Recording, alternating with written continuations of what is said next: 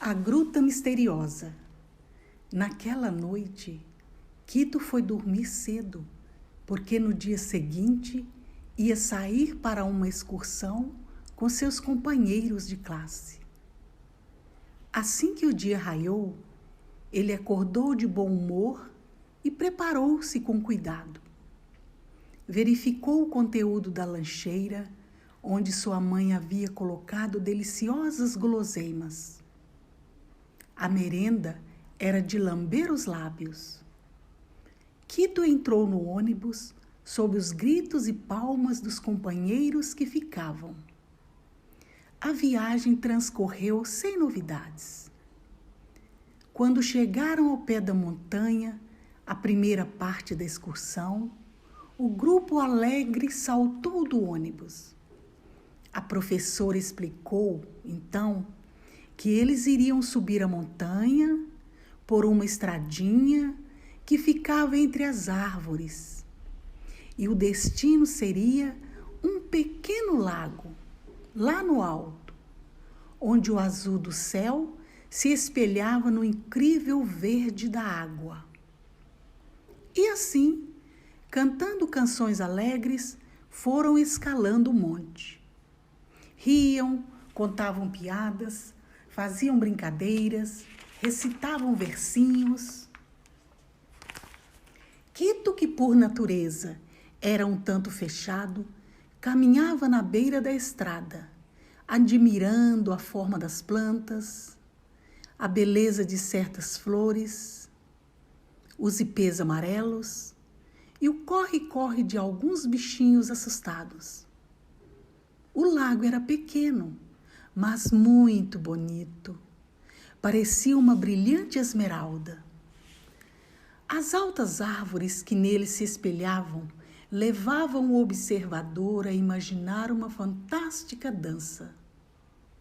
De um lado, erguia-se uma rocha pontiaguda, uma espécie de trampolim do qual deveriam ser muito bom atirar-se no lago. Quito, sem ninguém perceber, subiu na rocha. Como era alta! Muito mais do que parecia. Com medo, resolveu instintivamente voltar para trás, encostando-se bem na parede rochosa às suas costas. E, de repente, descobriu uma abertura na pedra, que da margem do lago não se notava. Era uma gruta. Imediatamente a curiosidade o levou a entrar nela. Os raios de sol, ao furar a penumbra, morriam no escuro da gruta, refletindo, de vez em quando, tênues clarões avermelhados. Quito esqueceu a prudência e afundou-se na gruta para admirar aquele espetáculo desconhecido. Lá de dentro, ouvia os gritos festivos dos companheiros que brincavam, o que lhe dava segurança e o incentivava a avançar. Como tinha uma lanterna de pilha, decidiu usá-la. Dirigia o facho de luz, ora de um lado, ora de outro. Cones de pedra, pelos quais escorria água, pendiam do teto da gruta, formando esculturas fantásticas. Uma delas parecia um índio olhando o horizonte. Outra assemelhava-se a um gigantesco relógio movido à água. De repente, Quito percebeu que não mais ouvia o barulho dos companheiros. Ficou com medo e resolveu voltar imediatamente.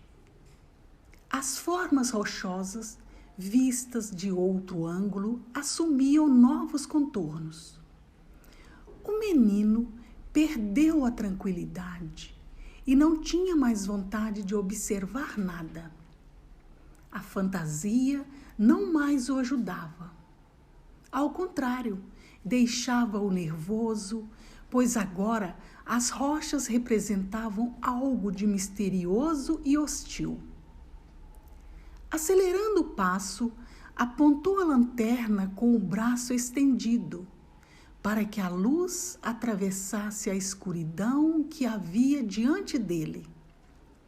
De repente, chegou a uma bifurcação. Não teve dúvidas, tomou a direita e avançou, certo de que reconhecia o caminho, mas logo percebeu que estava errado. Quito resolveu então parar e pegar a viela da esquerda. Os caminhos dentro da gruta eram todos parecidos. O menino cerrou os dentes, procurando não perder a calma. Porém, não demorou muito, a lanterna apagou-se e o escuro tornou-se implacável. Quito sentia-se agora dominado por um deprimente mal-estar. Atrás de qualquer um daqueles estranhos pilares de pedra podia esconder-se um perigo. Começou então a andar prudentemente, esticando os braços para a frente. Agora, cada vez mais oprimido pela angústia, só contava com a sorte. De vez em quando escorregava por causa dos fios de água que escorriam constantemente. A certa altura, resolveu gritar: "Socorro! Alguém está me ouvindo? Preciso sair! Tirem-me daqui!" Mas não ouviu resposta nenhuma. Continuou a caminhar como um robô, até que seus ouvidos captaram um murmúrio. Seria uma cascata? Uma torrente? Talvez estivesse próximo de alguma saída. Apertou o passo, apoiando-se na rocha com uma das mãos. Finalmente, avistou um pálido clarão, o reflexo de uma luz. Talvez fosse uma abertura. O labirinto de pedra, que agora começava a ser distinguido, parecia-lhe de uma cor acinzentada, diferente daquela da qual se lembrava. E, acima de tudo, parecia que agora diminuíra de tamanho. Será que cresci em tão pouco tempo? Perguntou a si mesmo. Talvez fosse verdade. Se ele fosse maior, teria enfrentado os obstáculos e os teria superado com maior facilidade. Sentiu então uma nova força que se desenvolvia dentro dele e chegou às proximidades de uma torrente. Deixando a mochila de lado, entrou na água e deixou-se levar pela corrente. Mas logo percebeu que as margens se estreitavam mais e mais e que a corrente ficava cada vez mais forte. Com certeza, aproximava-se de um precipício de onde despencaria.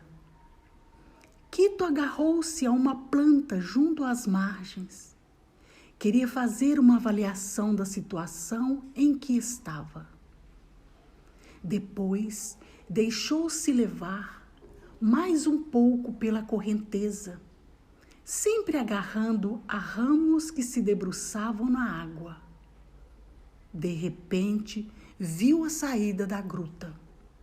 Um buraco estreito, pelo qual deveria passar em meio a uma vegetação baixa e trançada. Começou então a avançar com dificuldade por entre os arbustos, os ramos, as folhas, e logo começou a ouvir: "Quito! Quito!" Fez um último esforço, empregando toda a energia que ainda tinha no corpo, e saiu à luz do dia, caindo sobre a vegetação macia do prado, que se estendia ao lado da margem antes do precipício. Não longe dali estavam seus companheiros, a professora e o motorista do ônibus, que haviam se unido para procurá-lo. Todos ficaram muito alegres ao revê-lo. Quito, a princípio comovido, chorando muito, deu depois uma alegre cambalhota, seguida de um mergulho no pequeno lago. Foi bonito de ver. Sentia-se invadido por uma sensação de liberdade. Sentia-se leve como uma bola de gás. Teria voado com muito prazer. Mais tarde, já enxuto e bem à vontade, entrou no ônibus, sempre cercado pelos companheiros.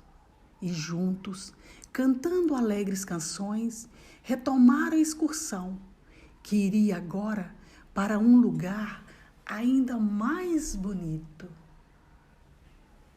E assim termina mais uma história.